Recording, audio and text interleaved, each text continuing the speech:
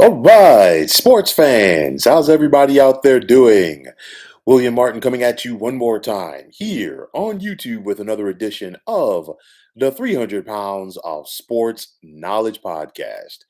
Now, since their inception in 1989, the Minnesota Timberwolves have the worst winning percentage in NBA history. And that's even taking into account the Kevin Garnett era of the late 90s and early 2000s. Now, the Timberwolves have only won two playoff series in their history, when both of them came in 2004 when the Timberwolves advanced to the Western Conference Finals for the first and only time. And since that season in which Minnesota won a franchise best 58 games, the T Wolves have only produced two winning seasons with just one trip to the playoffs. Now, the Timberwolves have had their fair share of early chances in the NBA draft to find talent, which includes having the first overall pick twice since 2015. Now, in recent years, the Timberwolves have been plagued by underachieving as they've had the talent, but they, for the most part, were never able to cultivate it. However, that is changing this year as Chris Finch, who is in his first full year as head coach of the Timberwolves, is getting things turned around. Minnesota is currently 34 and 29, which is good enough for seventh place in the Western Conference. And when you think about the Timberwolves, offense has been the name of the game, which it has been for the past couple of years.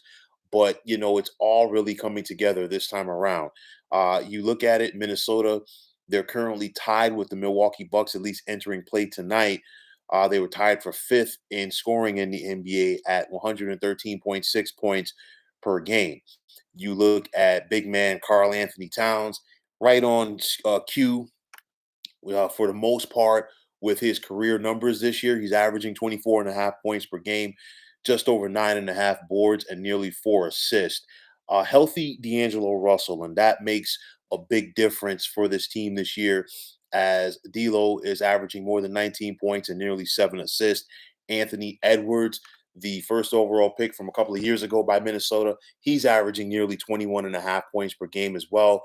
And then you bring in a grizzled veteran like Patrick Beverly.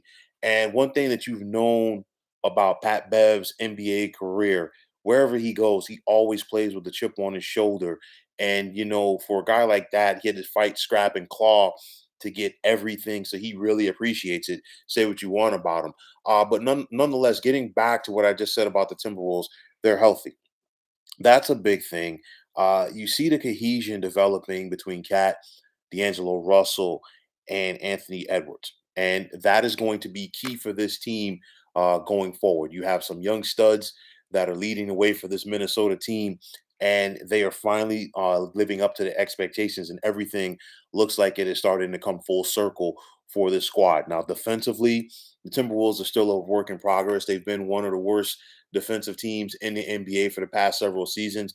They've improved a little bit this year. They entered play today 23rd in points allowed, which is still a step in the right direction. And you think about it with those steps in the right direction. I've talked about Chris Finch, but also president slash general manager Sachin Gupta. These guys, they have had their work cut out for them, and they still do in regards to changing the culture of this organization. And it's easier said than done when you're talking about a team that is accustomed to losing only one playoff appearance since 2004, and that came back in 2018 when the Timberwolves were unable to live up to expectations, and they were one and done in the postseason that year with Carl Anthony Towns, Andrew Wiggins, and Jimmy Butler, just to name several people who were on that roster that time around. New ownership group on the horizon for the Minnesota Timberwolves. So, things are really looking up for this franchise as they look to make some noise in the Western Conference. Now, the way things are going right now for the Timberwolves, the stretch run of the NBA season, 19 games left. And for me, at the very least, they are a lock to at least make the play-in tournament.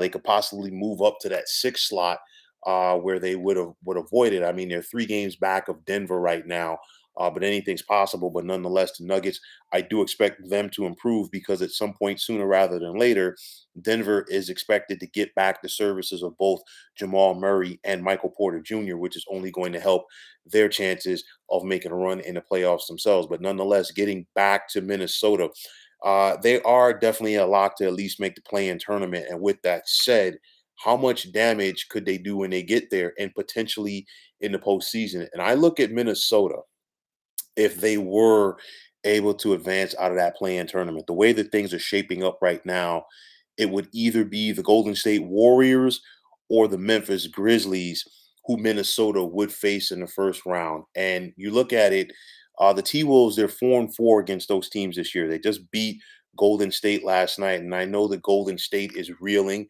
and they are expecting to get both Klay Thompson and Draymond Green back soon and possibly James Wiseman, who, obviously that's going to help their cause. And then, of course, the Memphis Grizzlies as well, who are playing very well right now, and they're led by an MVP candidate and one John Morant.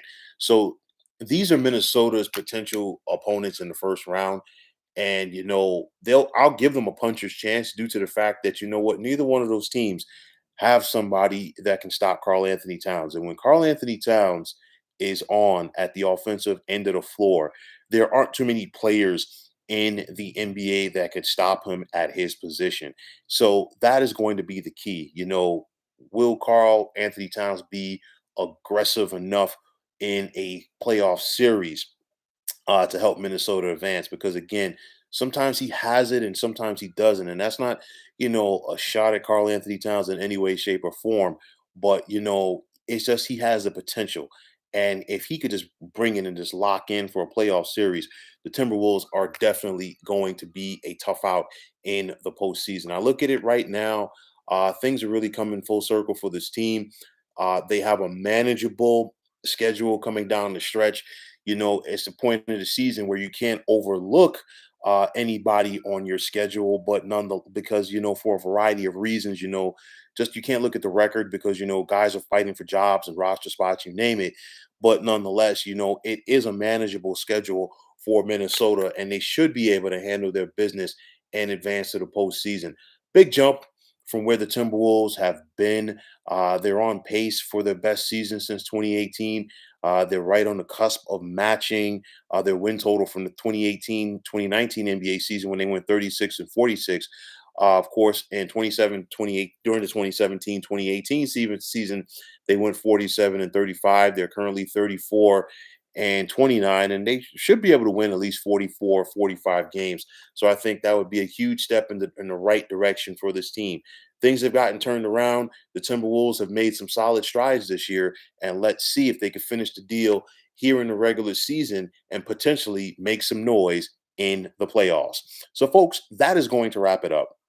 And as always, I want to take this time out to thank you for tuning into the 300 Pounds of Sports Knowledge podcast here on YouTube. I want to take the time out to thank all of you fine folks out there for tuning in. And if you have not already, please feel free to subscribe to this channel. Now, if you're on Twitter, please feel free to follow me at 300 Pounds of Sports. And like I always say, if you follow me, it'll be my pleasure to follow you right back. There's also the sports discussion group on Facebook at the Sports Depot 365. You can check it out. Drop a line and be a part of one of the better sports debating sites going on social media. So, once again, fine folks, my name is William Martin. I'm signing off, saying take care and have yourselves a wonderful day.